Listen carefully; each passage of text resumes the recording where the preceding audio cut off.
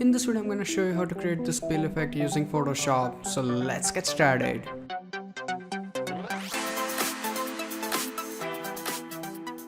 Hey, what's up guys, Dhruv here back with another video, and as you can see this is the final output. You can call it pill effect, you can call it paper strip effect, whatever you like. So to create this effect, let's go and open the image. So I'm going to go to File, Open, select the photo and open it.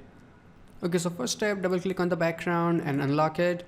Now we need to do selection of the face, and for that I'm going to use quick selection tool. So right click, quick selection, and just make selection of the face. As you can see, this hair here or the fingers, we don't need any of that. Just focus on the basic face, and I think this is good enough. And once this is done, go and click on your layer mask. Now select your move tool from here and move it in the center somewhere around here. And before we do anything, let's go and crop it to give it that cinematic resolution. So I'm going to select my crop tool, and here go and select 16:9, or you can go to ratio and type 1920 by 1080. Okay, so once this is done, hit enter key and click on this arrow to confirm it.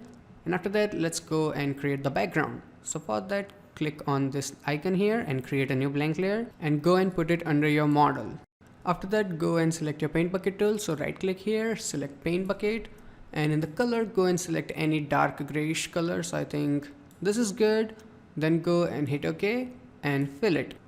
Now let's go and apply gradient on the background. So for that, right click on your layer and select blending options, and here go and click on gradient overlay. And in the gradient, I'm using radial, and in the gradient I'm using my foreground to background. So we have this gray and white color as our gradient. So click on that, hit OK, and in the blend mode, keep it soft light. And in the scale, go and make it all the way 150, adjust it a little bit and reduce the opacity tiny bit. So 41% looks good. Then go and hit OK. Now let's go and create strips, but before you do that, make the copy of the face. So activate the layer 0, then press Ctrl J. So you have a copy. In case we screw up something, we don't have to do this selection again. So for now, grab this layer and put it in the background. We don't need it for now. So activate your layer 0 where we will work. And first thing, go and select your lasso tool, right click and select lasso. Now what you have to do is make strips with the selection, and don't worry if it's not accurate, that will actually make it look little better. So first go and make selection of, let's say, bottom portion like this. So this is done. Now to make another selection, make sure you have the second option active here, so it will allow you to do as many selections as you want. Now I'm gonna go and make selection of the lip, and just letting you know that I'm also using mouse, so it is doable with mouse, not that difficult. And when you make the selection, I'm gonna go and first select lip, little bit from the nose, one from the eye, and then from forehead, so we can identify a person easily. So let's go and make another selections.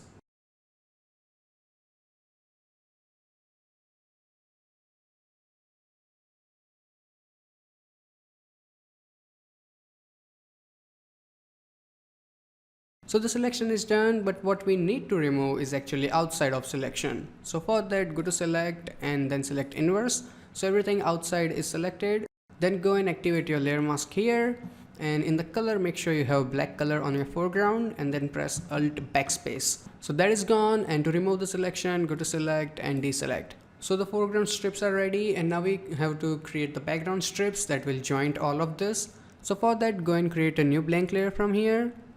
And now to actually make the selection, go and zoom in, and the first I will go and start from here randomly, and then joint one point here, and don't release your mouse key when you do this thing. So I'm gonna go and now one thing from here. So create a shape something like this, and you have your selection. And now I'm gonna do the same. I'm gonna go and start from the top corner of this one from here, and then I will join this line on the top corner of this one, then drag it down a little bit and draw it to right here, something like this. You just have to join corners from corner on every single shape.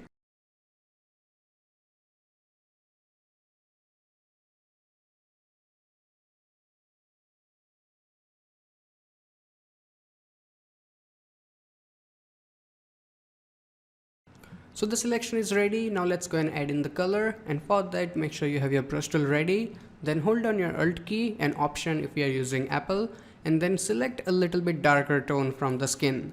So I think this tone looks pretty good. And then also make sure your blank layer is active and press Alt backspace. So you will fill in the color. And now let's remove the selection, select and deselect. Looking good. Now go take this layer and put it under your model, something like this.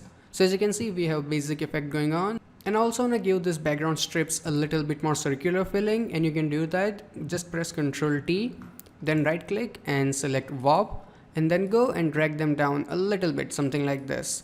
So you can make them slightly circular if you want.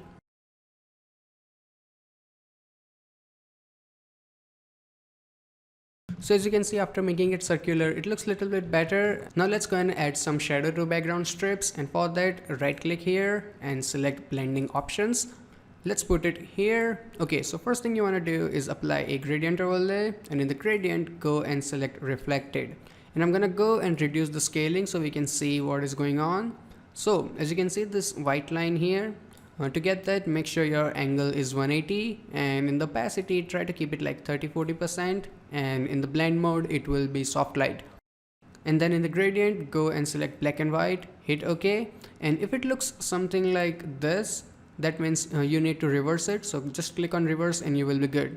And then go and increase the scale until it looks it blends properly. So I think 57% looks good, and let's increase the opacity a touch. Okay, so 48 looks good, and go and hit OK. Now let's add shadows to give it more depth, and for that go and create new blank layer, and make sure that this layer is exactly on top of your background strips. And after that, first of all, double click and just name it shadows. And after that, before you do anything, right click and select create clipping mask. So now when I paint anything, let's go and get a black color and make sure opacity is somewhere around 50%. So now when I paint anything, it will stay on the background strips. So to paint it, make your brush a little bit bigger, right click and make sure hardness is 0%, so we have really soft shadows, and then go and start painting like this. A little bit on the corners here, and a little bit here, and a little bit here. Then let's go and paint here.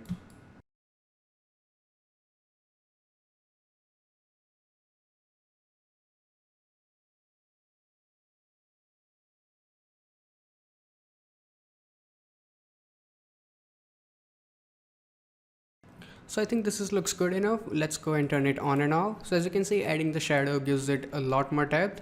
And here's one thing you can do. If you want like a little less effect, you can go and reduce the opacity like this.